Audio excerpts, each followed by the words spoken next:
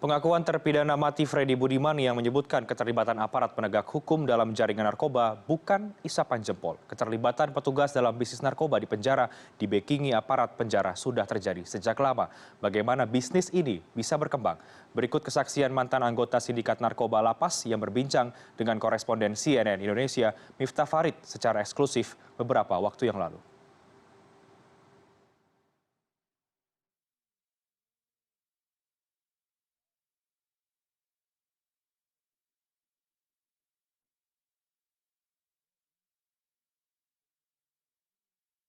Jadi mulai keamanan, kemudian stafnya, itu saya yang memberikan. Ada yang rutin mingguan, ada yang rutin setiap hari. Jadi kan di lapas itu kan sistemnya shift gitu ya. Ketika petugas jaganya berganti, maka akan mencari saya untuk memberikan upeti. Tapi setiap minggu, setiap bulan itu sudah ada jatah sendiri untuk terkait pimpinannya. Yang pastinya tidak melalui pengiriman itu tidak kemudian diselundupkan oleh pengunjung gitu ya. Tapi yang pastinya itu melalui orang dalam. Orang dalam ini dalam hal ini adalah petugas.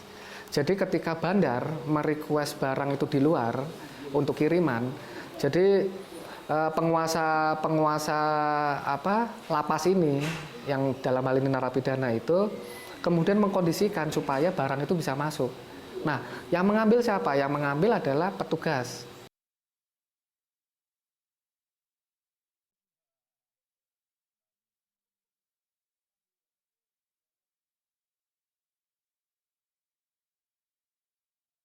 Jadi pada saat saya mengelola uang itu kan dalam sehari itu bisa 15 sampai 20 juta dalam sehari itu bersih.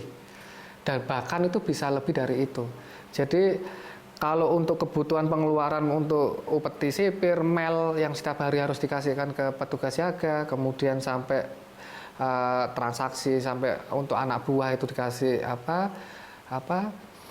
keuntungan gitu diberikan, itu dalam seminggu itu lebih dari 100 juta pada saat itu. Jadi bos saya itu 100 juta kemudian diberikan ke keluarganya gitu ya dalam setiap minggu.